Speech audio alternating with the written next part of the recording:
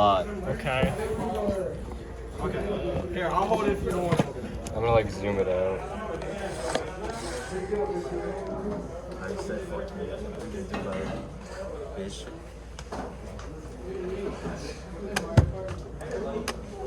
Okay, so You can't tell that it's there's. Is it recording? Okay. So there's multiple websites that you can find 3D. Yeah. Brian, shut up for a second. Yeah. Please. Okay, so there's multiple websites where you can find STL files. STL files is like a universal file, like a PDF or a Word document, and it's just a 3D file that you Can I can. just like go like this so I see your face too? It's I really want. I'm not gonna repeat a lot of this. So just Yeah. Continue. a STL file is like a 3D file that you can import into any type of slicer. Slicers are programs that will take a 3D file and turn it into into a specific file that is compatible with their software. This is a 3D printer. Dougie, move over.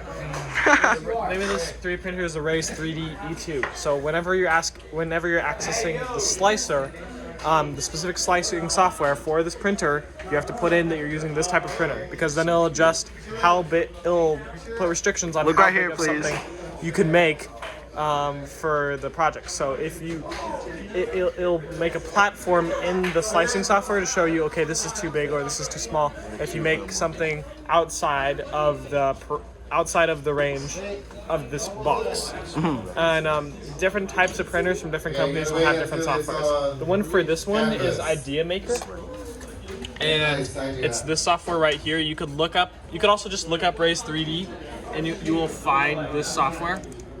It is the slicing software. You will take any kind of file and put it into this to change it into a file that is compatible with that printer.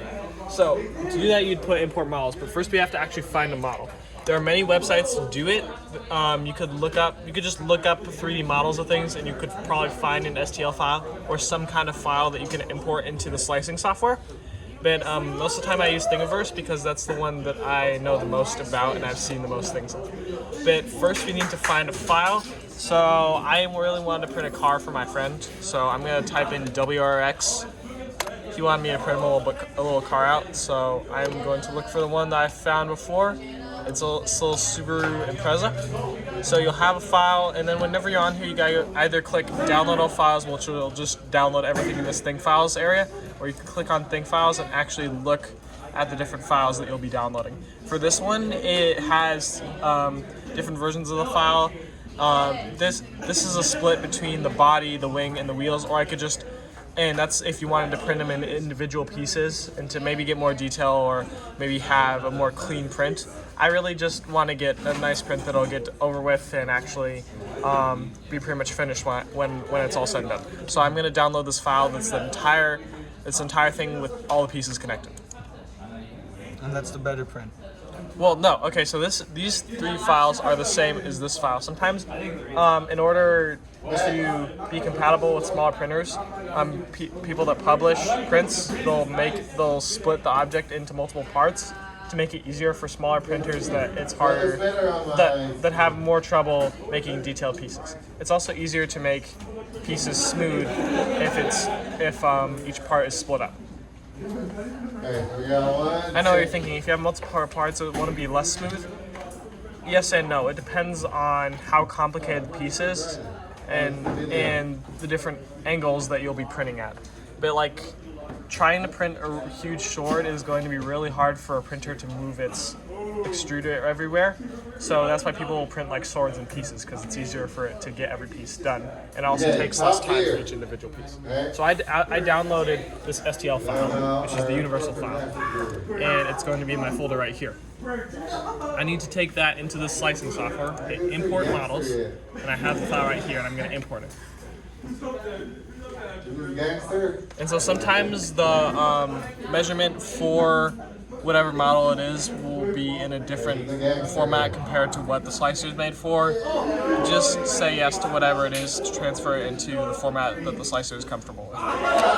So here's the file loaded in.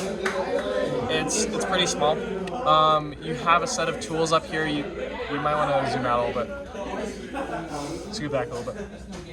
you have a set of tools up here that can adjust the model. You have a pan tool to adjust how you're looking at it. You have a move tool, which can move the model anywhere on the platform. You have a rotate tool. You have a scale tool to adjust the scale of the model.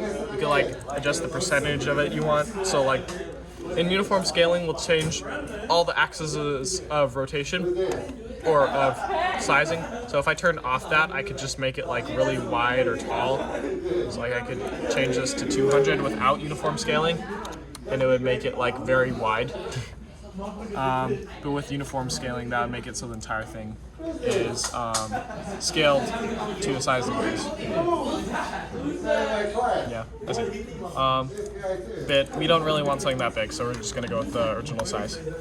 And so we also have free cut here, which will cut into the model. We have support, which can add supports. But if you there's settings on the slicing software where it'll just automatically add supports, so you don't even have to do this. But this can add specific supports that's not necessarily in the settings for the slicing software. There's modifiers, which I don't know what they do yet, but I'd recommend if you really want to make detailed prints, you should. Texture, adjust the texture of the surfaces of the print. That's another thing that you could look up that I also don't know how to do. I also don't know what Boolean or Max Fit, I actually do know what that is. Max Fit will immediately make it so that whatever print is in here is made as big as possible to fit the printer. So if you want the max size of something you can make in your printer, you can just hit Max Fit and it'll automatically make it as big as possible. Actually, let's test it out. See? Just made it as big as possible. And if you want to undo, you could just press like the undo command that's on most computers, Control Z, and it'll undo what you just did. You can also duplicate the model. I don't know what repair does. I'm guessing it just cleans it up if the printer won't be able to actually make it correctly. Library goes to any files that you've saved that are already made into the Idea Maker files. And Raise Cloud, I believe, has to do with uploading some things or accessing online files. I don't really know how to use these tools, I'll admit that. And you also have settings for adjusting which extruder you use and which color it's set up for. But most of the time, if you want to print something, there's very few things you're going to need to do with it. So you're just going to need to start slicing and make sure the settings are correct for how you want it printed out after that. The next part is a lot more important than most of these tools. Most of the time here, you're just going to load it in, set the size, maybe move it if you want to print multiple things, and that's it. And then you'll mainly adjust these things. These are different ways of printing it. So the high quality one prints with the smallest layers, and so it's the most detailed because it makes more thin layers. Whereas standard will print out like a bunch, it will print really thick layers. They'll be less detailed in the overall time. So with standard, you waste more, and with high quality, no, you don't necessarily waste more. These are faster, but they're less detailed. It's hard for them to get details because you see the layer height is much thicker. yeah. Layers is like a flat, like pancake-like layer. Because it's printing it out in these flat layers.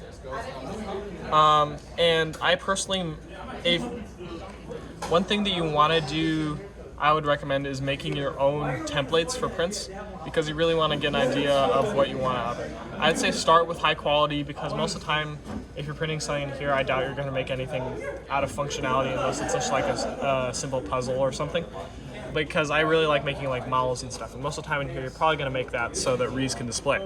So this is a duplicate of high quality with a few edits to it. On this one, I made the infill density pretty thick. Infill density is how much the inside of the print is filled, like what percent of it is not hollow. You don't need a high infill density to make it solid. You do not at all. Never put it to 100% unless it's a really small thing, because that's just going to waste filling.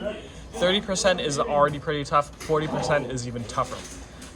If you're making something like a block that doesn't even really need that much rigidity, 10% is fine. In order to understand how, here, come over here for a second. I want to teach you how shells work. I made a note on it. Go. How shells work is based on the nozzle thickness. The shells that you put in the program is multiplied by the nozzle thickness, and that's how thick the walls are going to be in your print. The walls are like the little individual grids that are aligned, that the printer prints out on the inside of your model that you don't necessarily see. And so to get how thick the walls are, you multiply the shells by the nozzle thickness. So nozzle thickness Hold on. Jeremiah, get off of that. And so most of the time you just want 1 millimeter thickness. To get an idea of what type of wall thickness you want for which task, you could look right here. 0.8 to 1.2 millimeters of wall thickness is generally good for looks and aesthetic. And if you want something that's really strong for functionality, 1.2 millimeters to 1.6 millimeters is a little bit better. But the thicker you make the walls, the usually harder it is for the printer to make it detailed, and it could actually deform the print if it has too high of a wall thickness. So usually I just try to get 1 millimeters of thickness, which means I run 2.5 shells. So I do, and so with 2.5 shells, you multiply 2.5 times 0.4 millimeters of nozzle thickness, since that is the thickness of the nozzle on this printer, and you get 1 millimeter of thickness. And so that's why whenever I have for the settings on the slicer, let's see over here, I most of the time run with 2.5 shells. And that's also because I generally make models again. I don't really make things that need that much functionality. So I'm just looking for stuff that has looks and aesthetic. You generally want to keep this on rafts only. Skirts is like just a thin line around the entire print that the printer will make to kind of get an idea where the object is, but sometimes it could just screw things up, and it doesn't really particularly work well on this computer. So I'd really only recommend rafts. Rafts are a thin plate that goes under the project to make it easier for it to have something to print on top of, because it doesn't always like printing on the smooth plate that the entire print goes on. And so generally you're just gonna run with rafts only. Supports, you always want supports. If it's not flat. If it's something that's not flat, you always want supports, and so I always keep it enabled. And automatically, what supports do is it checks if you have an extreme overhang, like you have something and it might go like this, and you need something to hold it up so the filament just starts to fall down right after it's printed. Because at first it's hot and it's going to want to fall. So you need supports that get solidified before a concave down angle like this, in order to hold up anything that has a concave down angle. I'll show an example so it's easy to understand. There goes your storage. No, there's so much storage. Say hi. Hello, it's me. What do you want me to do? Quick intermission. So see how you have this brick? There are support pieces under these letters because the angle between this board and the underside of these letters is concave down. So you needed something underneath this to hold up these letters and make it perfectly perpendicular to the wall right here. Mm-hmm. I can even show another example with one of the cards. I don't know how I'm gonna send this to anyone. You have I'll just post it on YouTube or something. okay. Here we have the E30 that we printed out. You have a bunch of concave down angles in here, under the wing, under these edges right here, under the windows, under this mirror there was a giant support piece. Underneath the car there's a bunch of support piece. All these places you need supports, otherwise right after the filament's printed out, it won't have time to solidify in the correct place and it will fall. And this would all look a little bit more muddy. So you usually always want supports. Yeah, I'm gonna have to post this on YouTube or something. Yeah. That, or you could go save it to Google Photos and delete it. That's gonna take forever. Google Photos? Yeah. It runs in the background. And so, for the final thing that you guys There's a leg over there. Yes. For a final thing that you guys need to know is that generally you're not going to mess with this stuff, but this is the advanced settings for the print quality. If you want, you can reduce the infill of the support. This is how dense the support pieces are. You generally don't need them that dense. You just want it to be enough to where it can realistically hold whatever you're printing. If you're printing something huge, you're going to obviously need this to be a more dense support piece. But anything that's like anything small and not ridiculous, 20% or even, I'm probably doing too much. You could probably even do less for support pieces. I'm going to be printing something with 30% infill, which is more than enough, I'm gonna print this, and I'm gonna do shells. This is generally actually I'm gonna reduce our infill for the sport to, because I don't think we need 15. I'll do 15. I could actually go with less, but I'm How gonna go close are we done to finishing We're this? almost done. This video is at 15 minutes. So 30% infill, 2.5 shells, raft only, all supports. This is the settings I always run. Save and close. I'm gonna slice it like this. So now it's converting the file into something that's compatible with the printer that we use.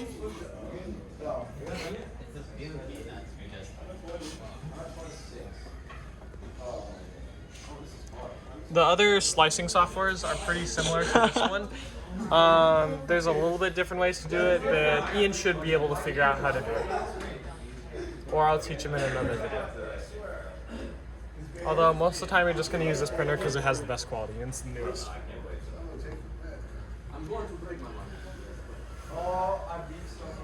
Are you following, or you just hope to watch the video later? Hope to watch the video later. Okay. I'm not gonna print anything till Middle of the year. Okay, this is after slicing into the appropriate code. It'll tell you how long the estimated print will take, and it'll also tell you how many grams of printer filament it's going to use, and how much Mr. Weeze paid for it. You could preview the print here. Actually, I'll do that just so you can get used to it. And it'll show you exactly what it's going to print out on the printer, even the support pieces, which is kind of neat. There's a lot of shortcut commands that you can learn also on these computers. I'll show you in a second. I believe it's... Actually, I'll wait until it's done.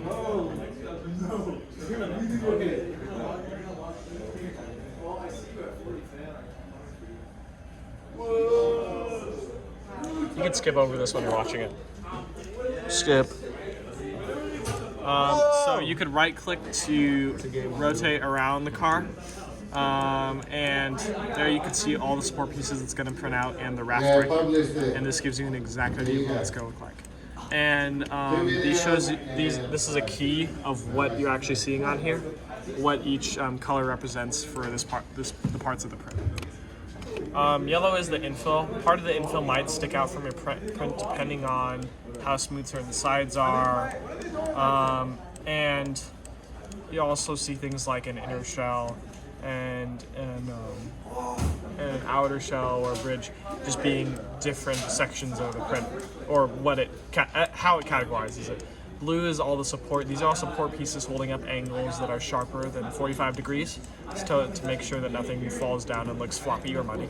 And then the muddy yellow, that's the raft that it's going to be printing on top of. And so we have this sliced file. We're going to, you can do this from, if you don't need to see the preview and you trust it, you can just upload from the previous area. You'll see a thing that says upload to printer, but there's also this right here if it's right after you look at the preview. And so you can name the file whatever you want so it's easier to find. I'm just going to name it WRX STI Gen 3, because that's what it is. It's a Subaru WRX STI Gen 3. And then you look for the name of your printer. Currently we only have one plugged in, so it's this one, and you upload it. And then you'll see whatever files are uploading here.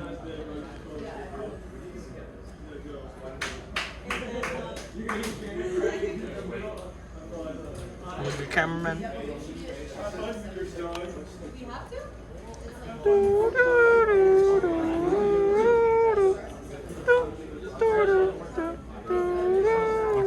Once it's done being uploaded,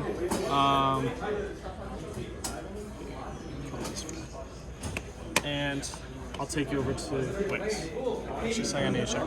So you want to make sure also when you first sign in that it has the right printer on. And you also want to make sure the filament and printer settings are correct. I'm just going to check the filament settings because I switched the color. And some printers have specific profiles for the type of filament that we use. But we did use PLA, and it doesn't seem to mind what color it is. So we're just going to keep it as it is.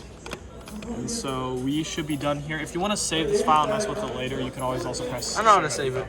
So for now, I'm going to close it and save the IDF file. is STI all, save it, and now we're done with this. Now we go to the printer. Now I go to the printer, we upload it to it, so here you can is the home page of when something is printing out. You can check the left nozzle temperature, right nozzle temperature, the heat bed temp. All of this will jot up, the green value is what it's getting to. Those will jump up and down before it finally adjusts itself. So those are to heat the to plastic. heat the nozzle that's going to be shooting out the plastic and heat the bed, which is going to be printed onto. These are going to jump up and down occasionally when you start it. It's just the printer getting used to the type of print. So you may try to press in after starting a print and say, hey, why isn't the green value going to a high number so it can heat up? Just give it a second, it'll find it. But if something looks wrong, you could always tune it by messing with the heat bed temperature, the feed rate, the left nozzle and the right nozzle temperature, the fan speed, the left nozzle flow rate, and the right nozzle flow rate. None of these things you really need to mess with though, at all. So why teach us? Because if you want to get more, if you want to mess with them more, or you want to do different filaments that I don't know how to use. And you also have a filament loader, something that moves the axis of both the extruders and the pad if you need to move something out of the way or make it so something is accessible by your hands. And for the filament loader, this is so you could load and unload filaments. Unload is to pull it out of the extruder. Load is to push it into the extruder. To load in any filament that has already been fully done with by like one of these. No. You don't want me to teach this right now? Hurry up. Okay. It's 21 minutes. I'm not sure how much data he has. Leveling will automatically level it in order so the extruder always has an idea where the platform is. To print, you can go to a USB storage that you plug in up here or a local storage. Most of the time I just use the local storage because it has plenty of that. So we're going to print the WX STI. This will take 19 hours. It's going to have an infill speed of 70 millimeters, 30% infill like we suggested before, has the exact same name code we have, and it should be good to go. That's it? Wait. There's more stuff I want to teach in the meantime. While we're waiting for that to set up, here is where you have your filament. I know how to do that. I don't think we'll need I'll show you. Here, hold it. I can't really get in there without being in Okay, space. so here is the filament we have. Before we were running this is just a red set of filament. Whenever filament you're using, make sure that it has the proper temperatures set up on the printer for that filament. This filament has pretty much the same temperatures, but you could see the correct printing temperatures on the side, what material it is, and diameter. Make sure all of them will work for your printer. Look on the settings of your printer to make sure it will work and it does print at the proper temperature if it's not something that was already prepared for your printer to use. And even then, you still might have to mess with the settings. Look up more videos about that if you want more details. But this pretty much prints at the same temperature and is also the same kind of PLA material. You could fill both sides of this printer with PLA, but I still haven't figured out how to get to specifically also use the other side. So right now I've only just been using this side. But it seems like it will work. It has worked pretty well. And right now it's heating up and getting ready to print. This is the time left. This is the height, and this is the percentage of it done. That's the name of the file. It's heating up now, and the heat bed is going. And it should start working soon, and that's it. If you want to get a print off, because obviously it'll be stuck at times, you could get some kind of tool to scrape it off, or you could try to rip off with your hands. Just don't break the platform or the extruder. Remember that they are delicate pieces of machinery. Just use some finesse and be careful.